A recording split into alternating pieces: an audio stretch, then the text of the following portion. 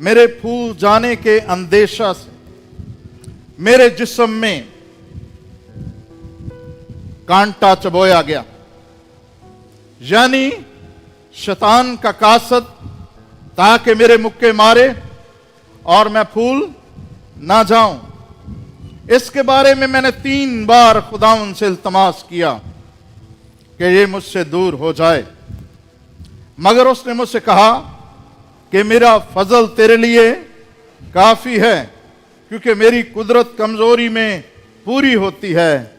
बस मैं बड़ी खुशी से अपनी कमजोरी पर फख्र करूंगा, ताकि मसीह की कुदरत मुझ पर छाई रहे। इसलिए मैं मसीह की खातिर कमजोरी में, बेइज्जती में, एहतियाज में, सताए जाने में, तंगी में खुश हूं, क्योंकि जब मैं कमजोर होता हूं उसी वक्त जोरावर होता हूं। खुदावंद इस कलाम के वसीला से हम सबको बरकत बख्शे। आज का जो हमारा मजमून है वो है मेरे फूल जाने के अंदेशे से, या मेरे फूल जाने का अंदेशा। इसको आप स्पिरिचुअल प्राइड भी कह सकते हैं। अब पौलुस रसूल जो है, एक तरफ तो अपने मुकाशफों की ज्यादती का जिक्र करता है और दूसरी तरफ उसके फूल जाने का अंदेशा भी है। अंदेशे का मतलब होता है फिक्र, सोच, ख्याल, खटका। पौलुस रसूल जो है उसके पास मुकाशफे हैं, और मुकाशफे भी इतने ज्यादा हैं कि उसने तकरीबन आधा न्यायनामा लिखा है।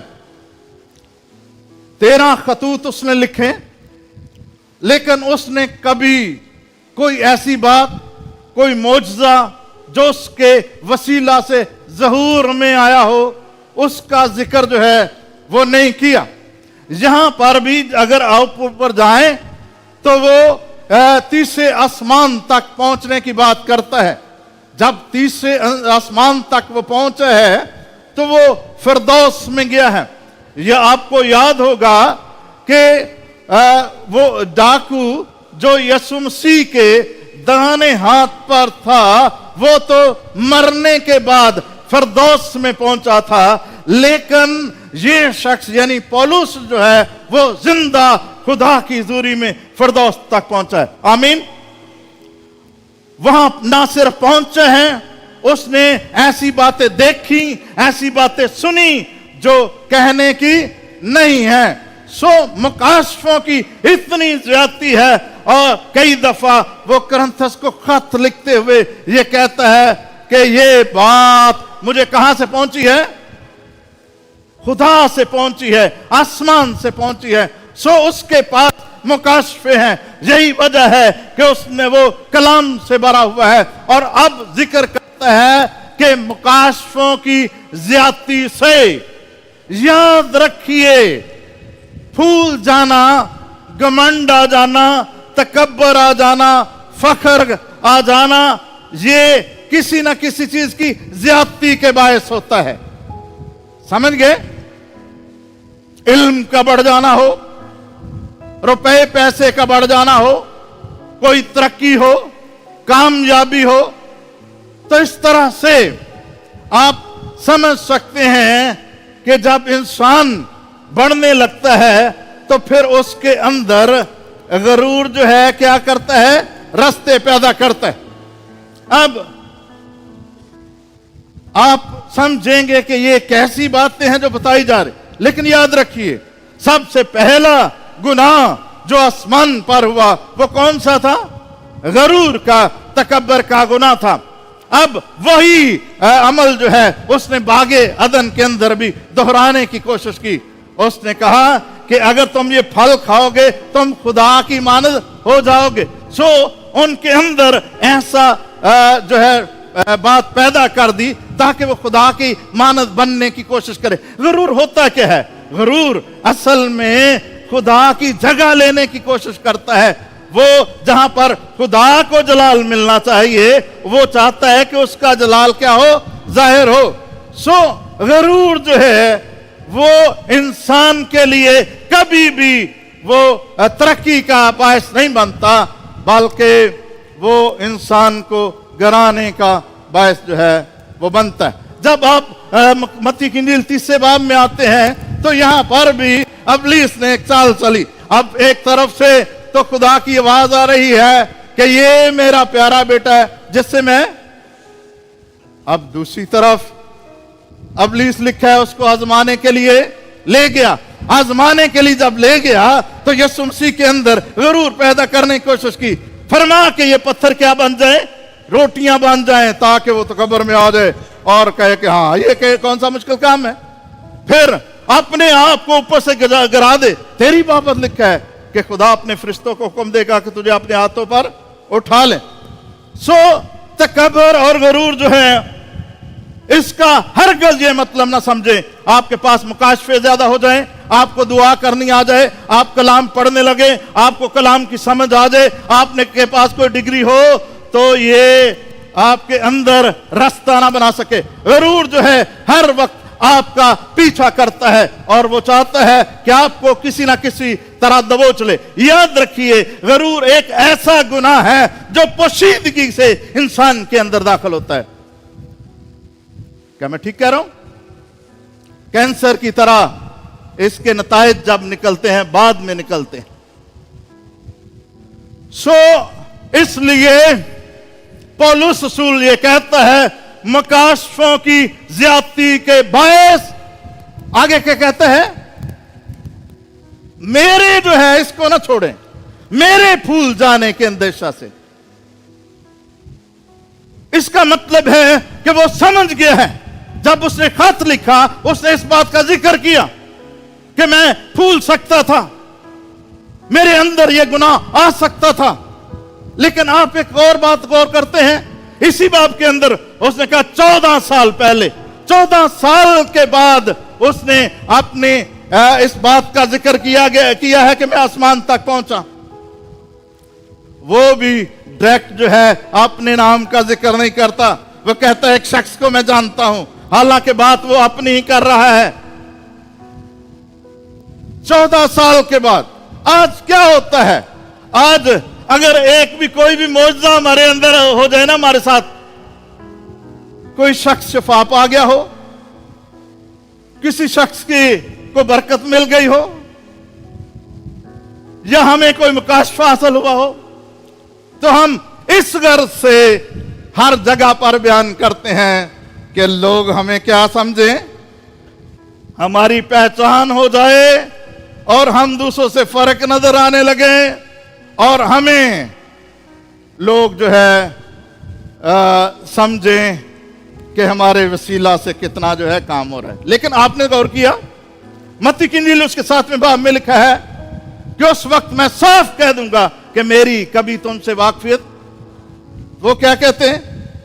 तेरे नाम के सबब से हमने क्या किया है? मोजे की है, नबूवत की है,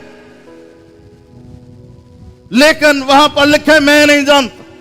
सो बात जरा गौर तलब है, इसलिए अपने आप को जांचिए।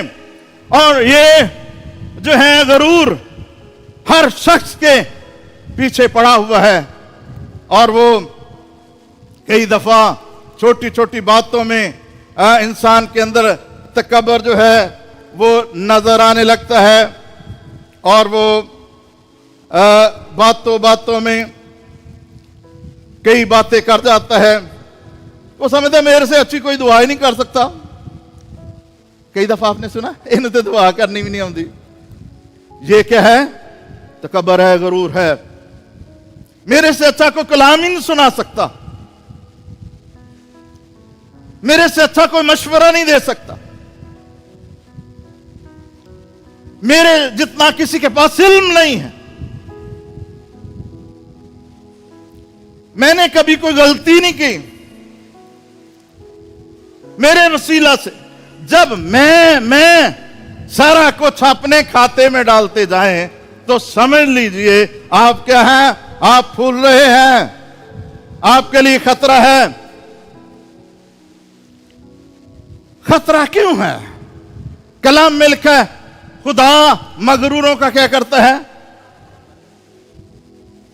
खुदा मगरूरों का मुकाबला करता है।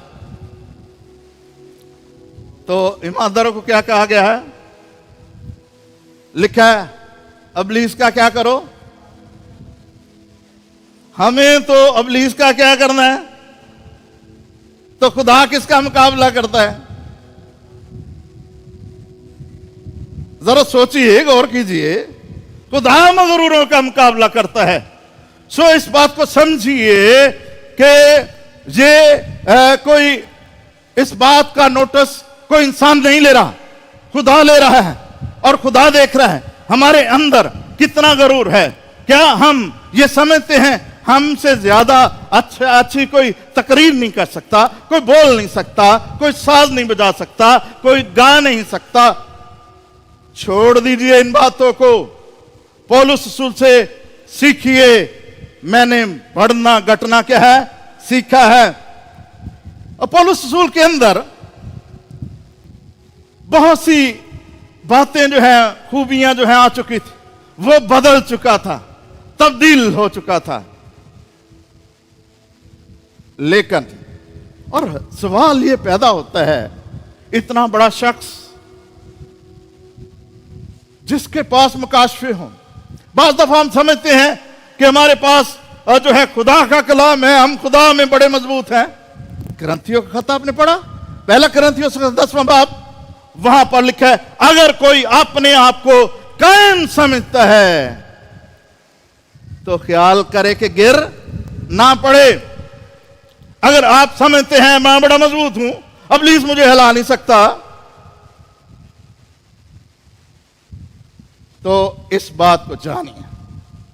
अच्छा, अब जो मैं खास बात करने लगा, पौलुस क्या कहता है? मेरे अपनी बात कर रहा है।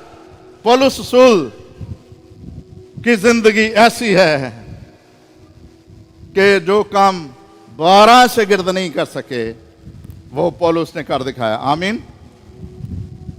और इसी के 11वें बाब को आप पढ़िए तो आपको उसके कोड़े खाने का जिक्र, आपको जहाज के टूटने का जिक्र, आपके उसके कई रातें सोया नहीं, समुद्रों के खतरों में रहा है, बाहियों के खतरों में रहा है, बैंत लगे हैं, कोड़े लगे हैं, कितनी बातें जो है उसने बताई। सो आप पौलुस रसूल पर नजर करें तो कितना उसने काम किया, कितना उसने मार खाई।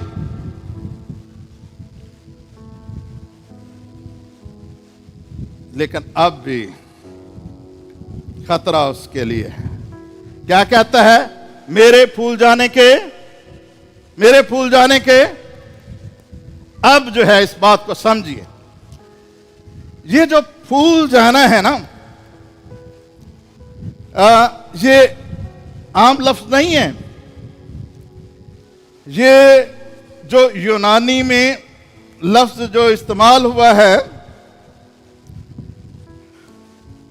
ये हुपरेरोमा जो है लफ्ज जो है ये इस्तेमाल हुआ है। आप इस बात को समझें, ये जो लफ्ज है ना यहां पर इस्तेमाल हुआ, ये लफ्ज मुखालफे मसीह के लिए। देखिए जरा, थस्सलुनीकियों का खत निकालिए, दूसरा थस्सलुनीकियों, दूसरा बाब, 4 आयत। थस्सलुनीकियों का दूसरा खत, दूसरा बाब, लिखा है जो मुखालफत करता है और हर एक से जो खुदा या माबूद कहलाता है अपने आप को बड़ा ठहराता है, यहां तक कि वो खुदा के मक़दस में बैठकर अपने आप को खुदा जाहिर करता। क्या जाहिर करता है? यही वो लफ्ज जो है यहां पर भी यूनानी का इस्तेमाल हुआ है, वो खुदा जाहिर करता है। और यही लफ्ज जो है वो यसाया किताब 14वें बाब उसकी 12वीं आयत में इस्तेमाल हुआ। निकालिए जरा यसाया किताब उसका 14वां बाब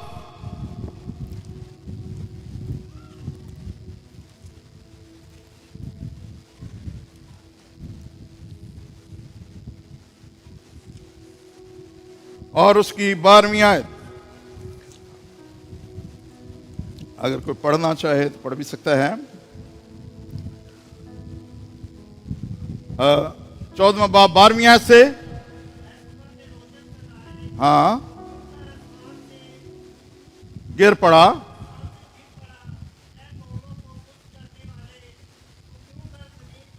पटका गया, तू तो। हाँ, बस जी काफी है। मैं अपने तख्त को खुदा के सितारों से भी क्या करूंगा, खुदा से भी ऊंचा अपने तख्त को करने की बात कर रहा है। तो यही लफ्ज यहां पर इस्तेमाल हुआ है। और अगर आप हिजकिय्याल की किताब उसका 28 बाब पढ़ें तो वहां पर भी अब्लीस के, लूसीफर के घमंड के तल्लक से जो बात लिखी हुई है वो यही लफ्ज इस्तेमाल हुआ है। सो बात हम ये कर रहे थे कि पौलुस रसूल जो है वो ये कह रहा है कि मेरे फूल जाने के अंदेशा से मेरे जिस्म में क्या चबोया गया। अच्छा, क्या अभी भी कांटों की कोई जरूरत थी? कांटा चुभे तो तकलीफ होती है कि नहीं होती है, दर्द होता है। सो यहां पर लिखा है कि मेरे फूल जाने के अंदेशा से मेरे जिस्म में कांटा चबोया गया।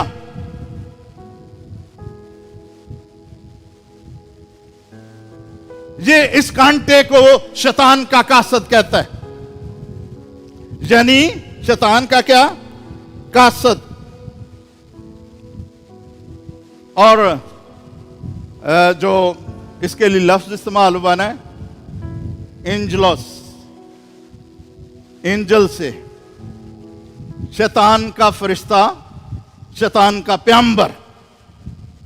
सो पौलुस रसूल ये कह रहा है मेरे जिस्म में कांटा चबोया गया। मतलब ये कोई आम बात नहीं थी, ये अब्लीस का एक जबरदस्त जो है वार था। लेकिन अब्लीस, याद रखिए, ईमानदारों पर खुदा से इजाजत किए बगैर हमला नहीं कर सकता। दूसरी बात सुनिए गौर से, अब्लीस हमारे खिलाफ मंसूबे बनाने में बड़ा दिमाग खर्च करता है। वो ये सोचता है, देखता है कि किस तरह से मैं शख्स को गिरा सकता हूं, इस शख्स को खुदा की राह से हटा सकता हूं। और वो फिर तरीके ढूंढता है। और कई दफा तो वो कईयों की जिंदगी में कामयाब भी हो जाता है। और कई लोग जो हैं वो जब मजबूती से कायम रहते हैं तो फिर वो नाकाम होता है और खुदा की बरकत उस पर जारी होती है। इस पर हम दोबारा आएंगे, लेकिन मैं चंद बातें जो हैं आपसे करना चाहता हूं। गुरूर जो है ये कई तरह का गुरूर है। गुरूर की कई अकसाम, और मैंने यहाँ पर 8-10 का जिक्र किया, लिखी हैं। हो सकता है इससे ज़्यादा भी हों, आप और भी साथ शामिल कर सकते हैं। नंबर 1, रूहानी गुरूर। रूहानी लोगों में कौन सा होता है? रूहानी गुरूर होता है। जैसे आप जो है ना, या यूं समझ लें कि जिन बातों का ताल्लुक खुदा के साथ है। लूका की इंजील 18वें बाब में 2 शख्सों का जिक्र आप पढ़ते हैं कि वो हैकल में गए। एक कहता है कि मैं इस शख्स की मानद नहीं हूं, मैं रोजे रखता हूं, दयाकी देता हूं, ठीक है, मैं इस शख्स की मानद नहीं हूं। ये उसके अंदर क्या था? तकबर था। फिर उसके बाद जो है मुआशी गरूर भी, या माली गरूर सा आप इसको कह लें। मुकाशफा में लिखा है 30 बाब 17वीं आयत में, तू जो कहता है मैं मालदार हो गया, तो नहीं जानता तो अंधा, नंगा, ख्वार है, गरीब है, ठीक है। माली गरूर, जिनके पास रुपया पैसा ज्यादा आ जाता है ना, तो वो किसी को बंदे को बंदा ही नहीं समझते। फिर आप समझिए मादी गरूर, गाड़ी हो सकती है, घर हो सकता है, जायदाद हो सकती है। फिर कलीसियाई गरूर भी होता है, मैं फलानी कलीसिया का मेंबर हाँ। जिस तरह करंथस में कोई कहता था मैं अपलूस का हूं, मैं क्या हूं? पौलुस का हूं, मैं कैफा का हूं। चौथा कहता है मैं मसीह का हूं।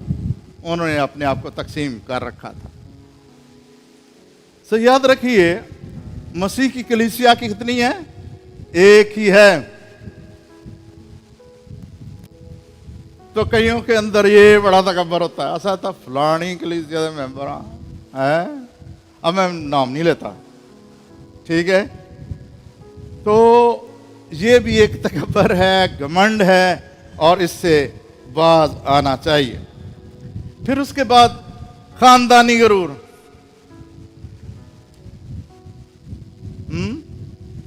खानदानी गरूर, मैं किया पट्टियां, मैं कौन हाँ? गिल, मैं सोतरा, मैं संधू, बाकी तुम आप ही जानते हो और केड़ियां केड़ियां हैं। मेरे पास तो पूरी लिस्ट है, लेकिन आप समझिए ये क्या हमारे अंदर ये चीजें क्या पैदा करती हैं?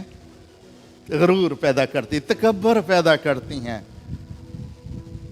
हमें दूसरों से अलग करती हैं। याद रखें, गरूर दूसरों लोगों से हमें क्या करता है? अलग करता है। किसी के साथ बैठने नहीं देता, किसी के साथ बात करने नहीं देता।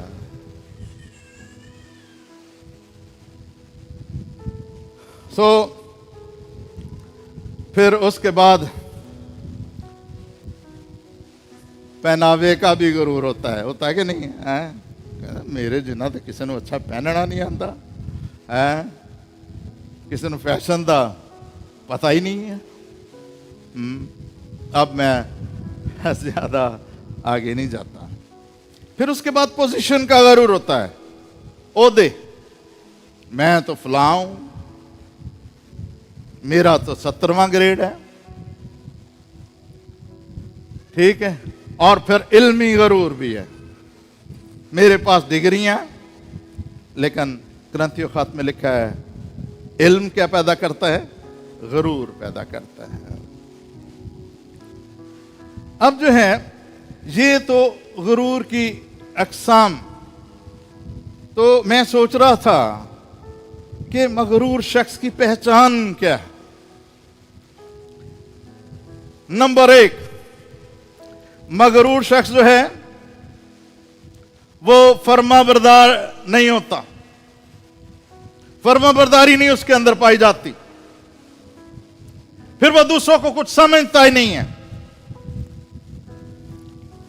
दूसरों की तारीफ सुनना पसंद नहीं करता। तुसी किसी के बारे गल करो ना, यार फलां शख्स बहुत अच्छा है, उन्होंने देखा है, जानना मैं, वो किसी की तारीफ सुनना पसंद ही नहीं करता, क्योंकि उसके अंदर ये है कि मेरे से बड़ा कोई नहीं। फिर उसके बाद वो ये समझता है जो मैं कर सकता हूं दूसरा नहीं कर सकता। मैं सबसे बेहतर, सबसे अक्लमंद, सारी अक्ल मेरे को ले। अपनी गलती नहीं मानता, दूसरों को सुनने के लिए तैयार नहीं है, अपनी सुना दिया। फिर दूसरों के काम में कीड़े निकालता है। मगरूर शख्स क्या करता है? दूसरों के काम में कीड़े निकालता है, गलतियां ढूंढता है। और फिर 8वीं बात है, सीखने के लिए तैयार नहीं होता। फिर गुस्से में आ जाता है और बात बात पर नाराज हो जाता है। आखिरी बात 10वीं, अपनी नुमाइश चाहता है। याद रखिए, रूहानी होते हुए हमें अपने आप को पेश नहीं करना। हमें किसको पेश करना है? मसीह को पेश करना। हमें यूहन्ना की मानद बनना है। यूहन्ना के पास अगर कोई आता तो अपने ऊपर लोगों की तवज्जो नहीं लगाता था। वो कहता था, देखो ये खुदा का बर्रा है जो जहान के गुनाह उठा ले जाता है। वो दूसरों की तवज्जो यीशु मसीह पर लगाता था। वो कहता कि जो मेरे बाद आने वाला मुझसे बड़ा है, मैं उसकी जूती का तस्मा खोलने के लायक नहीं हूं। याद रखिए, तकब्बर का उल्ट जो है वो हलीमी है। खुदा चाहता है हमारे अंदर हलीमी आए, और इब्लीस चाहता है हमारे अंदर क्या आए? गरूर आए, ताकि वो हमें गिरा सके, खुदा से दूर लेकर जा सके। इसलिए लिखा ना, खुदा मगरूरों का, फरोतनों को क्या बख्शता है? और तौफीक के लिए जो है तौफीक बख्शता, ग्रेस देता है उनको ग्रेस मिलती है, उनको फजल मिलता है। खुदा यीशु मसीह के बारे में फिलिपियों खत 2 बाब में लिखा है, वो अगर खुदा की सूरत पर था, आपने आपको क्या कर दिया? खाली कर दिया। खादम की सूरत क्या कर ली? इख्तियार कर ली। यहां तक फर्माबरदार रहा, मौत, बल्कि सलीबी मौत। ये उसकी हलीमी है। वैसा ही मिजाज रखो जैसा, आमीन। ये तो मैं बात कर रहा था कि गरूर शख्स की पहचान क्या है, और खुदा जो है वो नहीं चाहता कि हम उसके जाल में फंसे। तो यहां पर लिखा है कि मेरे भूल जाने के अंदेशा से, यानी कि खुदा उसकी फिक्र कर रहा था। याद रखिए, बहुत दफा हमें समझ नहीं आ रही होती, हम समझते हैं ये बातें हमारे खिलाफ जा रही हैं, लेकिन कई दफा खुदा मुखालफत के जरिया से, इन कांटों के वसीला से हमें अपने करीब लाना चाहता है। आमीन। मेरे भूल जाने के अंदेशा से मेरे जिस्म में क्या चबोया गया? कांटा चबोया गया है। हमें इसने कांटे को शैतान का कासद कहा है, यानी कि ये इब्लीस का फरिश्ता है या पैगंबर है। मेरा ख्याल हो सकता है कि ये जिस तरह से दूसरा तीमुथियुस और उसका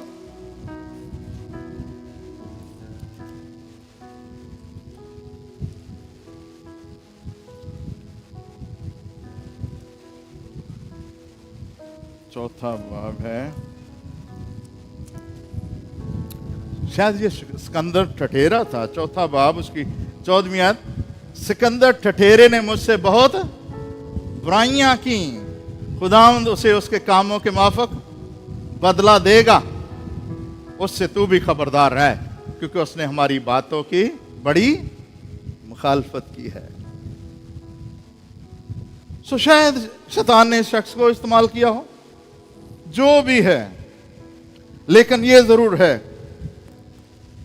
कि इब्लीस एक बड़ा महाज इसके खिलाफ खोल चुका था। लेकिन अगली बात लिखा है, ताकि मेरे मुक्के मारे और मैं फूल ना जाऊं। अब उस इसके तलक से कि उसका रद्दे अमल क्या है, दो बातें हो सकती। नंबर एक, या तो वो खुद जो है इसके लिए कोई मंसूबा तैयार करे, तो या फिर खुदा से पूछे कि खुदा इसका हल क्या है। बहुत से मामलात को हम अपने हाथों में ले लेते हैं और अक्सर हम नाकाम पाए जाते हैं, और बहुत से मामलात को जब हम खुदा के हाथों में दे देते हैं कि खुदावंद मुझे बता कि इसके बारे में अब मैं क्या करूं, मेरा क्या रवैया होना चाहिए। जरा सोचिए कि अगर यीशु मसीह हमारी जगह पर होता तो वो उस वक्त क्या करता। सो यहां पर पौलुस रसूल का रद्दे अमल क्या है उसको जानिए। आगे क्या लिखा हुआ है कि जब वो ये सब कुछ कह रहा है, ताकि मेरे मुक्के मारे और मैं फूल ना जाऊं, इसके बारे में मैंने 3 बार खुदावन से इल्तमास किया कि ये मुझसे क्या हो जाए। 3 बार मैंने क्या किया, इल्तमास। इल्तमास के लिए जो लफ्ज है ना इंग्लिश में प्लीडेड है। प्लीडेड का मतलब होता है संजीदगी से दुआ करना, शिफा के लिए शिद्दत से खुदा की हुजूरी में आना कि खुदावंद मुझ पर क्या कर, रहम कर। यही लफ्ज जो है मरकस की इंजील 5वां बाब उसकी 23 आयत में इस्तेमाल हुआ है, जहां पर याईर जो है अपनी बेटी के लिए इल्तमास कर रहा है कि तू चल और मेरी बेटी को क्या दे दे, शिफा दे दे, वो मरने को है।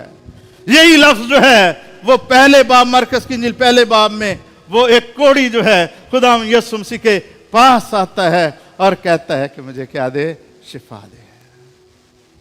सो ये आम लफ्ज नहीं है, वो खुदा की हुजूरी में आता है और कितनी बार दुआ करता है, कितनी बार दुआ करता है। यीशु मसीह ने भी मत्ती की इंजील उसके 26 बाब 44 आयत में 3 बार दुआ की थी। लेकिन मुझे ये बताएं, यीशु मसीह ने कहा अगर हो सके तो ये प्याला मुझसे क्या टाल गया था। तो यहां पर पौलुस रसूल 3 बार दुआ करता है और खुदा से पूछ रहा है। पहली दफा जवाब नहीं आया, पौलुस ने कहा नहीं मैं फिर दुआ करूंगा, मैं और संजीदगी से दुआ करूंगा। दूसरी बार जवाब नहीं आया, तीसरी दफा उसने फिर जो है खुदा की हुजूरी में आया कि मैं दुआ करूंगा, मैं खुदा से पूछूंगा खुदावन ये कांटा क्यों चुभोया गया है, मेरे से क्या गलती हुई है, मैं जानना चाहता हूं, मैं समझना चाहता हूं, अगर मेरी कोई गलती है मुझे बताओ ताकि मैं उसके लिए तेरी हुजूरी में इकरार कर सकूं, मैं माफी मांग सकूं। अब तीसरी दफा जवाब क्या आया है, मेरा फजल तेरे लिए, क्या उसकी दुआ के मुताबिक जवाब आया। वो ये चाह रहा है कांटा उससे क्या हो जाए, दूर हो जाए, कांटा हट जाए, लेकिन खुदा ने कहा कि कांटा नहीं हटेगा। लिखा है मैंने 3 बार खुदा से इल्तमास किया कि ये मुझसे दूर हो जाए, मगर उसने मुझसे कहा मेरा फजल तेरे लिए काफी है, क्योंकि मेरी कुदरत कमजोरी में क्या होती है, मेरी कुदरत कमजोरी में पूरी होती था। वो तो पहले ही बड़ा कमजोर था, कोड़े खाकर, बैंत खाकर, खतरों में पड़ के उसको संसार किया गया था, और कितना कमजोर होने की जरूरत। लेकिन खुदा का कलाम कहता है मेरी कुदरत कमजोरी में क्या होती है, पूरी होती है। याद रखिए, अगर हमने कमजोर होना नहीं सीखा तो फिर हम जोरावर होना भी सीख नहीं सकते हैं। और यहां पर लिखा है मेरी कुदरत कमजोरी में पूरी होती है। बस मैं बड़ी खुशी से अपनी कमजोरी पर क्या करूंगा? फख्र करूंगा, ताकि मसीह की कुदरत मुझ पर वो समझता है कि अगर इस तरह से मैं मसीह के और करीब जा सकता हूं, इन दुखों के वसीला से, इन कांटों के वसीला से, इन हालात के वसीला से, तो मुझे फिर इससे जी नहीं चुराना, मुझे इससे आंख नहीं फेरनी, मुझे इससे दूर नहीं जाना, मुझे इनमें से होकर क्या करना है? गुजरना है। याद रखिए, मसीहियों पर हालात ऐसे ही नहीं आ जाते। कलीसिया, आप पहली कलीसिया को देखिए, उन दुखों में से गुजरे हैं, हालात में से गुजरे हैं। आज भी दुनिया के अंदर मसीही लोग दुख उठा रहे हैं, लेकिन याद रखिए ये उनके जलाल का बायस होगा। आमीन। मेरा फजल तेरे लिए काफी है, मेरी कुदरत कमजोरी में क्या होती है? पूरी होती है। जब मैं कमजोर होता हूं, उसी वक्त क्या होता हूं? अब देखिए, पौलुस रसूल की दुआ के मुताबिक तो जवाब नहीं आया, लेकिन एक और मुकाशफा उसे मिल गया। एक और क्या मिल गया है? मुकाशफा मिल गया है। बहुत दफा हम एतराज करते रहते हैं, हम शिकायतें करते रहते हैं, खुदावंद मेरे नाल क्यों, मेरे नाल क्यों? लिखा, खुदा जिससे मोहब्बत रखता है उसी को क्या लगाता है? उसी को कोड़े लगाता है, उसी को तंबी करता है। सो अगर हम खुदा के बेटे हैं तो खुदा हमें कह सकता है, हमें डांट सकता है, हमें कोड़े लगा सकता है, हमारी असलाह कर सकता है।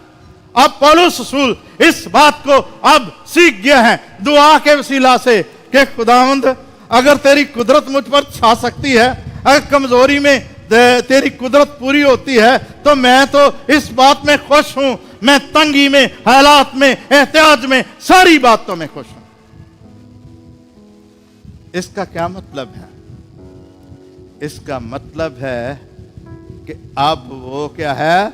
शुक्रगुजार है। आमीन। वो शुक्रगुजारी से भर गया है।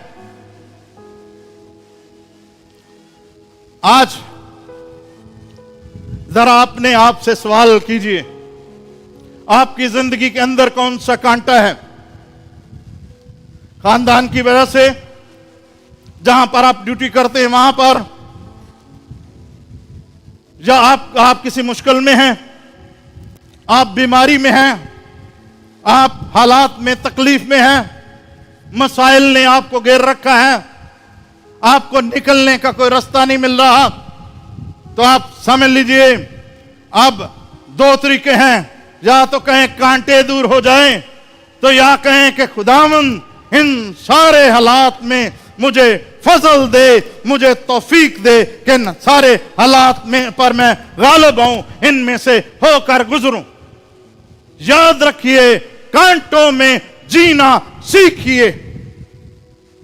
अपनी जिंदगी में देखिए, आपकी जिंदगी के अंदर कौन सी ऐसी बात है जो आपको तकलीफ दे रही है, जो आपको कांटे की तरह जो है वो चुभ रही है, आपको जख्मी कर रही है, और आप यही दुआ करते रहते हैं, यही दुआ करते रहते हैं कि खुदा इसको हम मुझसे क्या कर ले? दूर कर दे।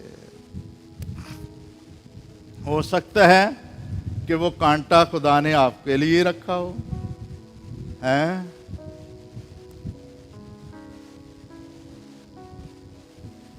अगर आपको पौलुस की तरह मुकाशफा मिल जाएगा, तो आप ये कह सकते हैं, लिखा है, मगर उसने मुझसे कहा, मेरा फजल तेरे लिए काफी है, क्योंकि मेरी कुदरत कमजोरी में पूरी होती है। बस मैं बड़ी खुशी से अपनी कमजोरी पर क्या करूंगा?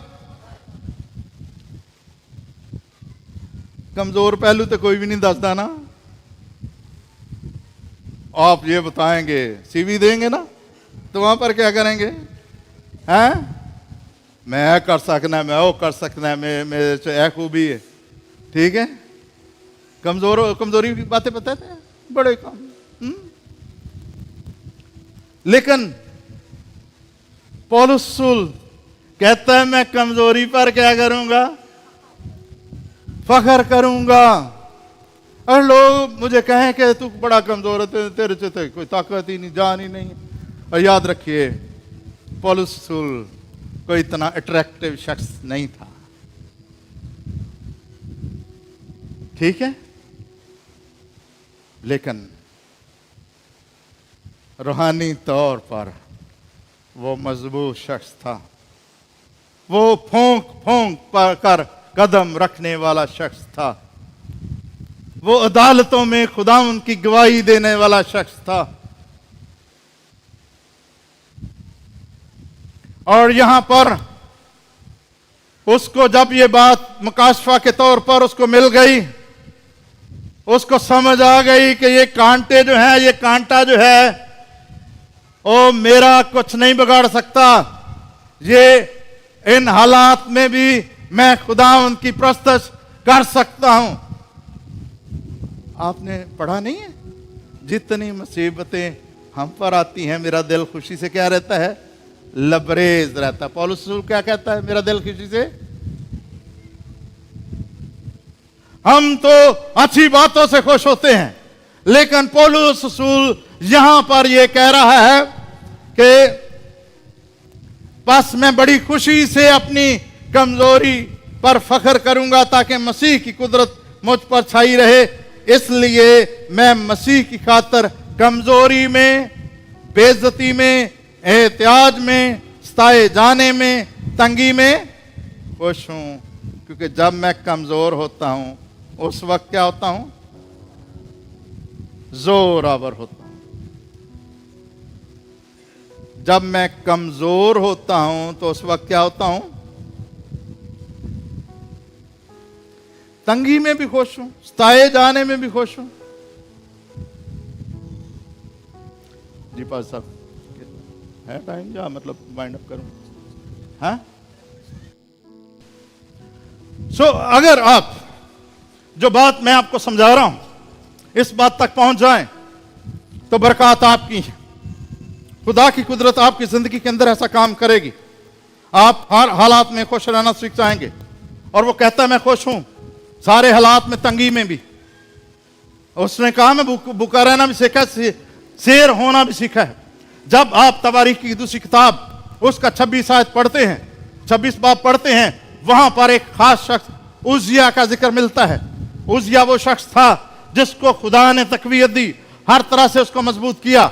निकालिए जरा दूसरा तवारीख उसका 26 बाब।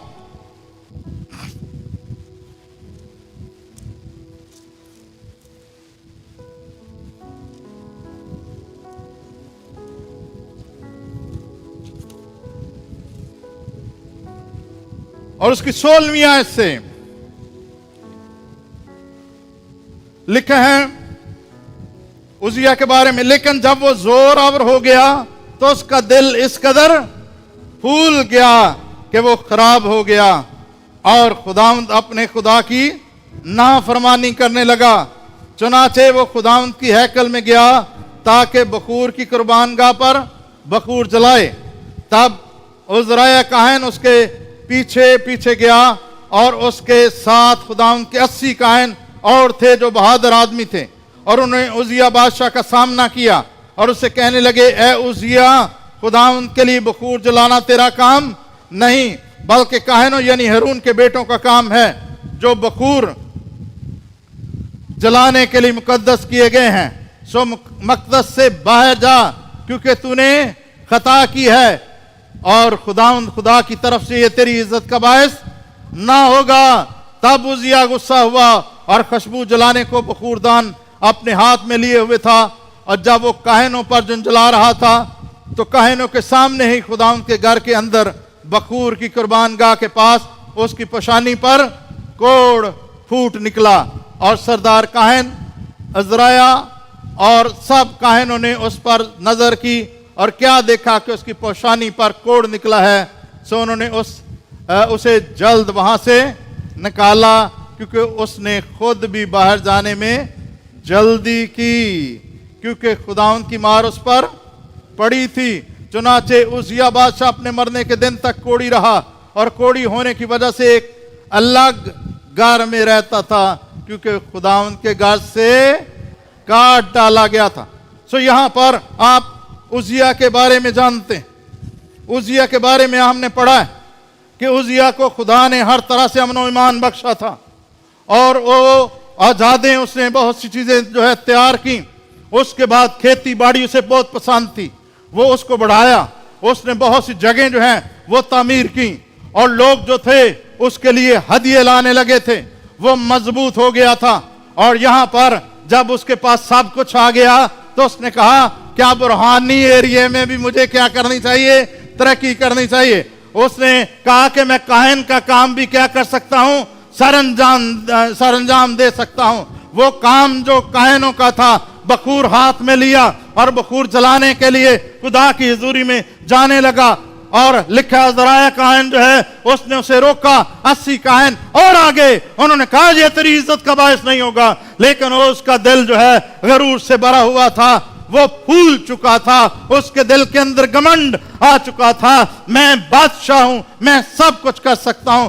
याद रखिए, इस बात को याद रखिए, खुदा की जगह खुद लेने की कोशिश ना करें। आप सब कुछ नहीं कर सकते, और अगर आप कुछ कर सकते हैं तो खुदा की वजह से कर सकते हैं। इसलिए जहां खुदा को जलाल मिलना चाहिए, वहां पर अपने आप को जलाल नहीं देना चाहिए। बाद लोगों के मुंह पर मैं ही होती है, मैंने ये किया, मैंने वो किया, मैं यहां गया, मैं वहां गया। मैं तो छोटी मोटी जो है सवारी भी नहीं करता है, मैं तो जहाज से ही सफर करना है। मैं बहुत सी बातें कह सकता हूं। याद रखिए, हमारे अंदर जैसे जैसे तरक्की हो, बरकत, नेमतें ये जारी हो, हमें उतना उतना हलीम होने की क्या है, जरूरत है। उतना छोटा बनते जाइए, फल जितना दरख्त पर होगा वो उतना ही झुकेगा। हमारी ये कमजोरी है कि हमारे अंदर अगर कोई फल आ जाए, कोई नेमत काम करने लगे, तो हम बजाय इसलिए कि हमारे सर झुके, हमारे सर जो है ऊपर उठते हैं। और यहां पर यह लिखा है कि उजिया काहिन जो है, इसका दिल फूल गया और खुदा की क्या करने लगा, नाफरमानी करने, खुदा के खिलाफ ही काम करने शुरू कर दिया। जो काम इसके जिम्मे नहीं था वो भी करना शुरू कर दिया, और काहिनों पर जंजला रहा है। जरा इस बात को भी समझिए। बाल लोगों ने बड़ा पसंद होंगे खादमां के खिलाफ गल्लां करन दा, है उन्होंने टॉपिक ही यही होंगे। जिथे जमा हो जाएंगे ना, फलाना खादम इस तरह, फलाना खादम इस तरह, फलाना खादम। और यहां पर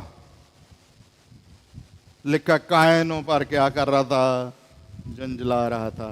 इसकी पेशानी पर कहां क्या निकला, कोढ़ निकला। और अब जो है, अब उन्हें क्या भी हुण जा कोड़ी ते आबादी च नहीं रह सकता। खुदा की मार उस पर पड़ी। क्या पड़ी, खुदा की मार उस पर पड़ी। खुदा के घर से क्या हो गया, जुदा हो गया। इसलिए ये एक ईमानदार के लिए लम्हा फिक्रिया है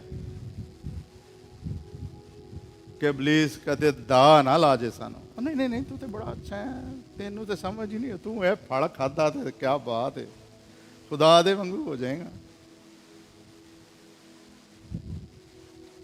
इब्लीस आपके दिलों को अपनी बातों की तरफ मुतवज्जो करेगा, और उसका पता भी नहीं चलेगा किस वक्त वो आपकी जिंदगी के अंदर कहां। घरानों के अंदर क्यों तबाही है? ये गुनाह घरानों के अंदर भी पाया जाता है, कलीसियों के अंदर भी पाया जाता है, खादमों के अंदर भी पाया जाता है, और इसने तबाह करके रख दिया। इसलिए कि खुदा की मर्जी है कि हम क्या बने, हलीम बने। यीशु मसीह ने कहा मैं हलीम हूं, दिल का क्या हूं, फरोतन हूं। ओ हमें हलीमी आती नहीं है, सिरे से ही चली गई है।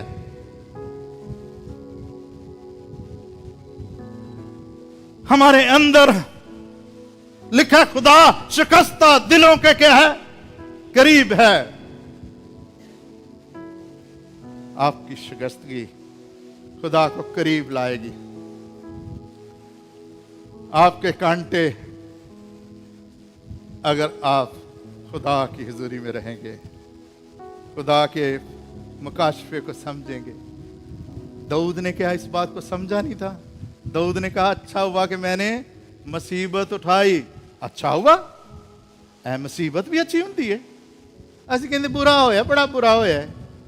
लेकिन वो क्या कहता है, क्या हुआ? अच्छा हुआ, ताकि तेरे क्या सीख लूं।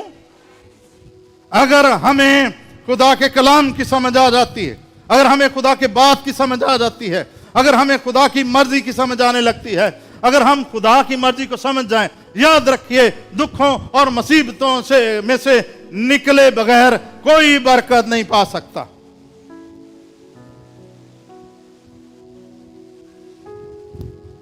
हमें इन हालात में से होकर गुजरना होगा।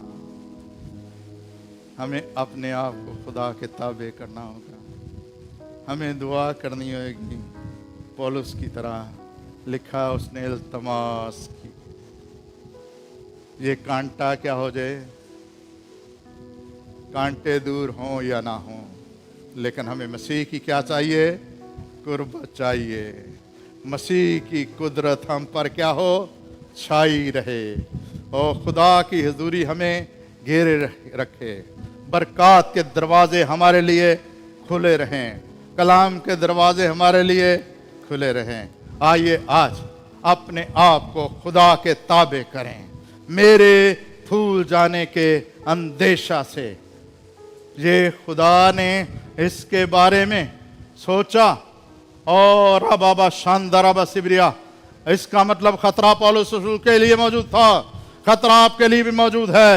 आप भूल सकते हैं और ये गुनाह आपके अंदर जो है वो जो है इंसर्ट किया जा सकता है। आप दूसरों की बदगोई करने लगेंगे, आप अपने आप को दूसरों से अच्छा समझने लगेंगे, आपके अंदर इतना घमंड और तकब्बर आ जाएगा, आप बड़ी ऊंची उड़ान करने लगेंगे। और याद रखिए इसके बारे में जो लफ्ज जो है इंग्लिश का आया है, सेल्फ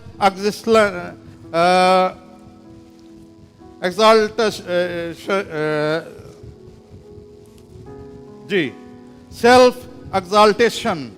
सो इसका मतलब होता है खुद ही सरबुलंदी, अपने आप को तकब्बर में ले आना। सो हमें इससे बचना है, इससे किनारा करना है। रा बाबा शानदार बखोरी, अपने सरों को झुकाइए, अपनी आंखों को बंद कीजिए, खुदा की हुजूरी को महसूस कीजिए। रा बाबा शानदार बखा राबा सबर हला रे बाबा सिबरिया। अगर आप इस गुनाह से जो है में गिरफ्तार हैं, अबलीस जो है आपको धोखा दे रहा है, आपकी जिंदगी का सत्यानाश करना चाहता है, तो रब अगर आप चाहते हैं आपके लिए दुआ की जाए, खुदा आपको हलीमी और फरोतनी बख्शे, खुदा आप पर फजल करे और खुदा की कुदरत आप पर छाई रहे, मसीह कुदरत आप पर छाई रहे, तो आप अपने कदमों पर खड़े हो सकते हैं। आपके लिए दुआ की जाएगी। रा बाबा शानदार रबा खा रबा सिबरिया ले रब और रा बाबा सिबरिया अंदार रबा सिबरिया रा बाबा सिबरिया जीर मंदोर बखोरिया सिबरिया। Hallelujah hallelujah hallelujah. आप किसी किस्म के भी गरूर का शिकार हो सकते हैं। आपको खुदा की हुजूरी में दुआ करनी है, खुदा मुझ पर फजल कर, मुझ पर रहम कर, मुझ पर तरस खा, ऐ खुदा मुझ पर रहम कर। हालेलुया। रा बाबा शानदार बखोरिया रे बाबा लारा मंदारा बखा रबा सिबरिया। ऐ खुदा रा बाबा शानदार दुआ कीजिए। रबा ला रबा ज़बर वला ज़िबरी इंदर रब ज़िबरिया ला ज़िबरिया।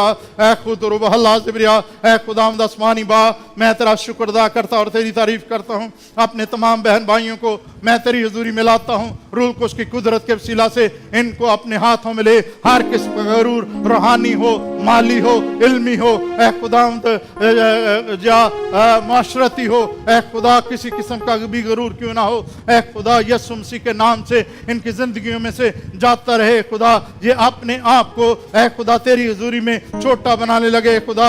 रा बाबा शांद रब सिब्रिया, ऐ खुदा रबा खारा बसिब्रिया, रही बाबा सिब्रिया ला सिब्रिया, इंद रबा खौरा सिब्रिया ला सबरा, ऐ खुदा रबा खारा बसिब्रिया। आज ऐ खुदा मेरी दुआ है ऐ खुदा तमाम बहन भाइयों को ये मुकाशफा मिल जाए, ये मुकाशफा मिल जाए कि तेरी कुदरत कमजोरी में पूरी होती है खुदा। यीशु मसीह के नाम से खुदावंद हमें झुकना सिखा, हमें शिकस्ता होना सिखा, हमें अपने करीब आना सिखाए खुदा। राबा वाला रामंदा रबा जिब्रिया जिब्रिया ला जिब्रिया जी बरहला तबरहंदा रे बाबा शांदा रबा जिब्रिया जी बरहला। हालेलुया। अपने लोगों पर रहम कर, अपने लोगों को बरकत दे, अपना जलाल ज़ाहिर कर, ताकि खुदा तेरा जलाल हमारी ज़िंदगी से ज़ाहिर हो। ऐ खुदा आसमानी बाप, हम कहीं पर भी ऐ खुदा अपने आप को जलाल ना दे, बल्कि सारा जलाल तेरे बेटे यीशु मसीह को मिलता रहे। अपने लोगों पर फजल कर, अपने लोगों को बरकत दे। ऐ खुदा इस कलीसिया पर तेरी बरकत चाहते हैं। ऐ खुदा कलाम के दरवाजे इस कलीसिया के लिए खुले रहें, तेरी हुजूरी इनको घेरे रखे, तेरे लोग बरकत पाएं। तेरा शुक्र, तेरी तारीफ यीशु के नाम। तशरीफ रखिए।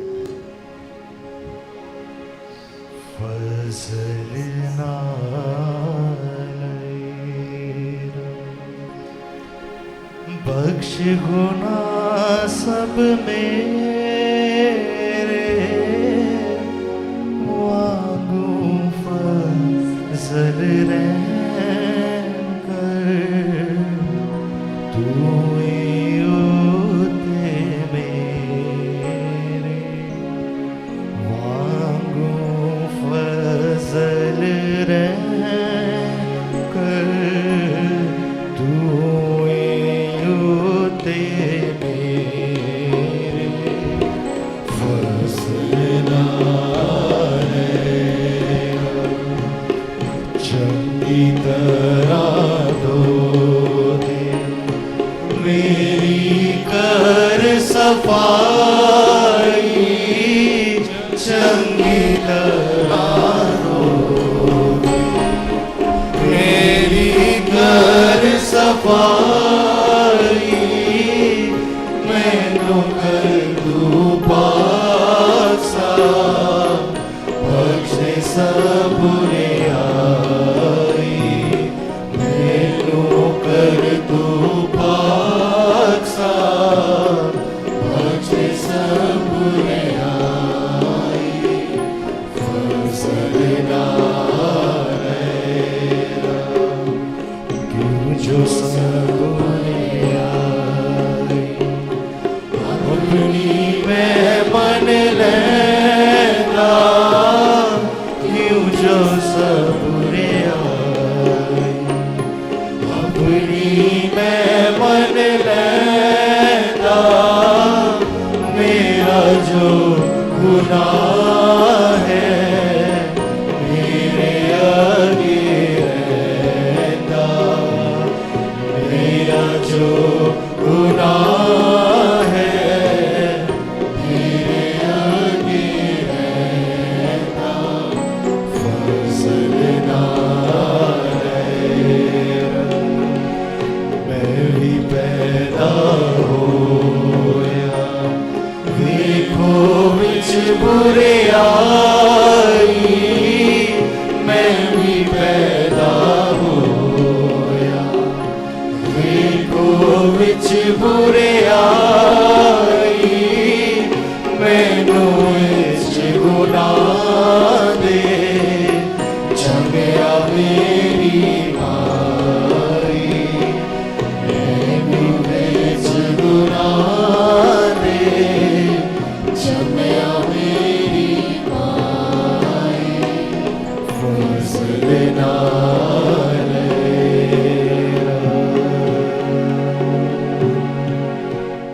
आइए इससे बेशतर के हम खुदावंद के खून और बदन में शरीक हों, हम अपने आप को जांचें और परखें, हम अपने आप को कलाम के आईना में देखें, सुने हुए कलाम पर हम गौर करें, हर उस बात का हम खुदावंद की हुजूरी में इकरार करें जो खुदा के कलाम से हट कर है, जो हमारी ज़िंदगी में खुदा की मर्ज़ी से हट कर है, उसके खिलाफ है। क्योंकि खुदावन की हजूरी में आना, उसके दस्तरखान पर खाना, सैर होना नामुनासिब हालत में ये सज़ा के लायक ठहरता है। लेकिन आइए हम इकरार की हालत में आएँ ताकि हम मुनासिब हालत में हम खुदा की मर्ज़ी के मुताबिक उसके दस्तरखान पर आकर सैर और आसूदा हों। आइए इस रोटी और शीरे पर हम बरकत चाहें। बहन भाइयों से भी दरख्वास्त हैं जो इशाए रबानी बांटते हैं, सामने तशरीफ़ ले आएँ और इसके बाद मौका होगा कि हम खुदावन के खून और बदन में शरीक होंगे। आसमानी प्यारे खुदा बाप, हम दिल से तेरी शुक्रगुजारी करते, तेरे पाक नाम की तारीफ़ करते हैं, अपने मोहसिन को याद करते हैं जिसने कहा मेरी यादगारी में यही किया करो। और खुदावन पाक खुदा, जब जब हम तेरे बदन और तेरे तोड़े गए बदन और तेरे बहाए गए लहू को याद करते हुए इसमें शरीक होते हैं तो हम अपना एहतसाब करते हैं। हम खुदावन अपने गुनाहों का इकरार करते हैं, इकरार की हालत में तेरे पास आते हैं और हम चाहते हैं खुदावन पाक खुदा कि जब हम इस प्याले में शरीक हों तो हम बरकत पाएँ, क्योंकि ये बरकत का प्याला है। हाँ खुदावन, तेरे नए अहद का वो खून है जो हम सबों की मुआफ़ी के लिए सलीब पर बहाया गया है। हाँ खुदावन, ये रोटी तेरे बेटे मसीह के तोड़े गए बदन का मुशाबे है जो सलीब पर हम सबों की मुआफ़ी के लिए तोड़ा गया। हाँ खुदावन, उसकी यादगारी में आज इस रोटी को हम तोड़ते, इस पर हम तेरी बरकत चाहते और तेरी शुक्रगुजारी करते हैं।